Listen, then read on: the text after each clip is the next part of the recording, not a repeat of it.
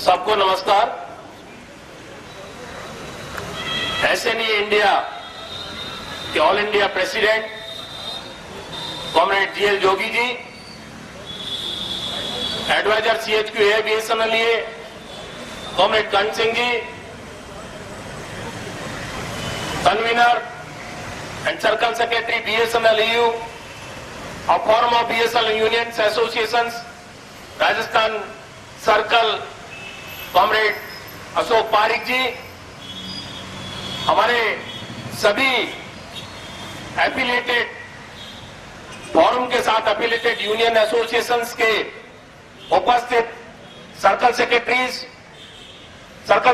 एबीएसएनएल comrade Marodia ji, circle president ABSNL comrade Awasthi ji, मेरे उपस्थित सभी साथियों, सबसे पहले मैं अपने पर्सनल बिहाफ और behalf of all India BSNL executive association की ओर से forum of BSNL unions association Rajasthan circle का हृदय से आभार व्यक्त करना चाहता हूं कि आपने हमें यह अवसर प्रदान किया कि हम अपने साथियों के साथ यहां रूबरू हो सकें। साथियों, जैसा कि आप सभी को याद है, आज पूरे देश में ये forum of BSNL unions associations की ओर से धरने का कार्यक्रम आयोजित हो रहा है और आपको पता है कि बीएसएनएल का forum of BSNL unions associations काफी समय से अपने अधिकारों के लिए संघर्षरत है और आज उसी संघर्ष का परिणाम है कि बीएसएनएल का डिसइन्वेस्टमेंट नहीं हो पाया, बीएसएनएल में 1 लाख कर्मचारियों का वीआरएस इंपोज नहीं हो पाया, बीएसएनएल का copper conductor last mile copper unbundled नहीं हो पाया। ये सभी चीजें जो संभव हो पाई, ये सिर्फ फोरम ऑफ बीएसएनएल यूनियन और एसोसिएशंस के कंटिन्यूअस संघर्ष के कारण संभव हुआ। साथियों, आज की जो स्थिति है उसके अंदर मैं इस फोरम को और बीएसएनएल के एमटीएनएल के एक कर्मचारी को इस बात की बधाई देना चाहता हूं।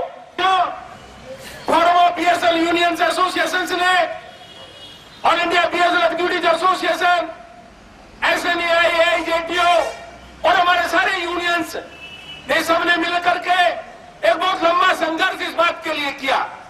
ऑर्गेनाइजेशन एक्शंस किए, सरकार की गलत नीति के कारण भारत संचार निगम लिमिटेड, एमटीएनएल के प्रशासन के खिलाफ, उनकी गलत नीतियों के खिलाफ, भाई भतीजावाद की नीति के खिलाफ आज अपनी कैडर के इंटरेस्ट के लिए सारे बीएसएनएल और एमटीएनएल के कर्मचारी और इन दोनों पीएसयू के जो है हित को ध्यान में नहीं रखते हुए उसी का परिणाम हुआ कि जो बीएसएनएल से 5-6 साल पहले 10,000 करोड़ का मुनाफा कमाता था, जो धीरे धीरे कम होकर 8,000 करोड़ हुआ, 6,000 करोड़ हुआ, 4,000 करोड़ हुआ, 3,000 करोड़ हुआ और 1,574 करोड़ रुपया हुआ।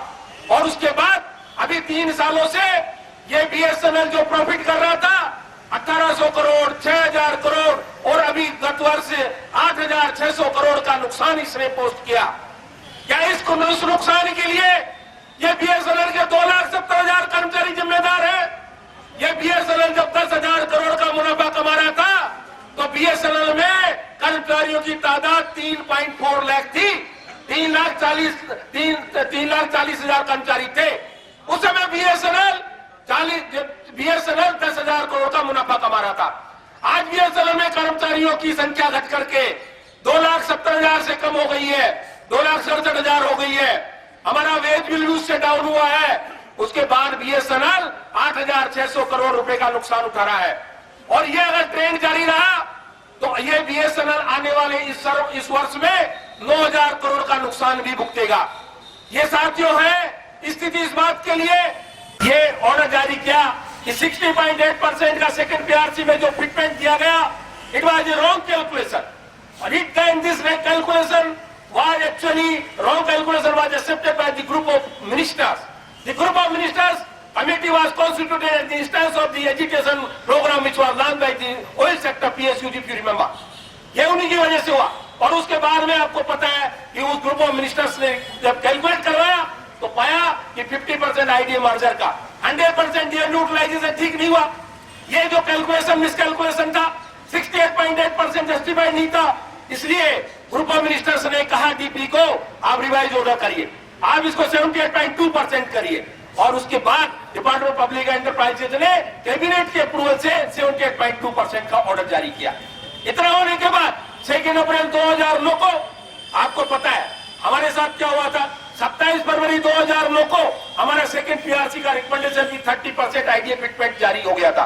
बीएसएलवासी फीस पे पीएसयू जिसके अंदर ये इंप्लीमेंट हुआ, ये हम लोगों के कंटिन्यू प्रयास से हुआ। और उसके बाद आपको पता है कि कोड ऑफ कंडक्ट लागू हो गए मार्च में, अप्रैल में लोकसभा चुनाव, मई में वो लोकसभा चुनाव आ गए और उस दरमियान ये ऑयल सेक्टर्स का पीएसयूज का आंदोलन हुआ। जून में कोड ऑफ कंडक्ट दूर हुआ तो ये सेकंड पीआरसी का जो सप्लीमेंट्री ऑर्डर था 2 अप्रैल 2009 का दूसरे पीएसयू में पूरे सेकंड पीआरसी की रिकमेंडेशंस के साथ जून और जुलाई में लागू हो गया और उनको 78.2% से फिटमेंट मिल गया। लेकिन बीएसएनएल के लिए 78.2 का प्रेसिडेंशियल डायरेक्टिव डीओटी को जारी करना था, बीएसएनएल बोर्ड को उसका प्रपोजल देना था। उस समय से लेकर के आज तक मैनेजमेंट उसको ट्रैक करता रहा। हम लोगों ने बताया कि जब 2 अप्रैल 2009 को डीपी का ये ऑर्डर निकला तो बीएसएनएल का प्रॉफिट 574 करोड़ रुपया था। 1200 करोड़ रुपए का टैक्स पेमेंट करने के बाद कोई रीजन नहीं बनता बीएसएनएल के कर्मचारियों को 78.2% फिटमेंट नहीं देने का। हम लोगों ने इसके लिए किया और आपको पता है फरवरी 2012 के अंदर जो forum of BSNL union association ने आंदोलन किया और वो आंदोलन इतना मजबूत था कि मैसेज था इंटेलिजेंस ब्यूरो को, पीएमओ को, मिनिस्ट्री को, यह था सेक्रेटरी को इस बात का मैसेज आ गया था कि अगर ये मुद्दा अगर हल नहीं हुआ तो पूरा बीएसएनएल ठप हो जाएगा, बीएसएनएल बंद हो जाएगा। ये स्थिति पैदा की गई और उसके बाद ही आपको पता है कि हमारा जून 2012 में उसके बाद आपको पता है कि हमारा एग्रीमेंट साइन हुआ। हमारा एग्रीमेंट साइन होने के बाद ये अभी भी आपको देख लीजिए कि करीब 10 महीने होने जा रहे हैं और बीएसएनएल और डीओटी के बीच में हमारा ये प्रपोजल 78.2 एग्रीमेंट के बाद भी सटल बना हुआ है। अभी आपको पता है डीओटी ने किस तरह के ऑब्जेक्शन रेज किए, हमने वेबसाइट पे डाला लेकर, हमने सारा बताया। अभी बीआरपीएससी की बात की जाती है, ये बीएसएनएल होने जा रहा है। अभी बीआईएफआर की बात की जा रही है, क्या आपको बीआईएफआर से अप्रूवल चाहिए? हमने कहा कि अभी बीआरपीएससी और बीआईएफआर कहां पिक्चर में आता है? आज 2013 के प्रॉफिट लॉस के ऊपर आप मेरी पे डिसाइड नहीं कर सकते। 78.2% का ऑर्डर मेरा कोई पे अलाउंस से रिलेटेड नहीं है, ये मेरी सैलरी का पार्ट है, ये मेरी सैलरी है और मेरे को आप कम सैलरी नहीं दे सकते, ये हमको आपको देना पड़ेगा। ये मेरी पेंशन का पार्ट है, ये मेरे पेंशन को नुकसान करता है, वर्किंग सर्विंग और एम्प्लॉय को नुकसान करता है, तो इसको हम बर्दाश्त नहीं कर सकते। और अभी भी सीएमडी से मीटिंग हुई थी, परसों मिले थे, हमने यही कहा, सीएमडी ने कहा नहीं मेरी सेक्रेटरी से बात हुई, एडिशनल सेक्रेटरी से बात हुई, जीएसटी से बात हुई है। मगर साहब बात करके क्यों, आप इसको क्लियर करा के लाइए। आपने हमारे को एग्रीमेंट करते समय कहा ये मेरी जिम्मेदारी इसको क्लियर करा के लाना और अभी आप कहते हैं कि बात हुई है, बात नहीं होने से काम चलेगा। आप इसको अप्रूव करा के लाना, यहाँ के कर्मचारी को देना आपकी जिम्मेदारी है, क्योंकि बीएसएनएल यदि कल बंद होगा तो गवर्नमेंट आपसे पूछेगी कि बीएसएनएल बंद क्यों हुआ है, इसकी आपकी जिम्मेदारी है, आप इसको करा के लेके आइए। अनुभव राजस्थान के बारे में कहता है तो मैं इसके लिए प्राउड रखता हूं और विश्वास करता हूं कि इस स्पिरिट को आगे आप बनाए रखेंगे। धन्यवाद, जय हिंद। इंकलाब जिंदाबाद।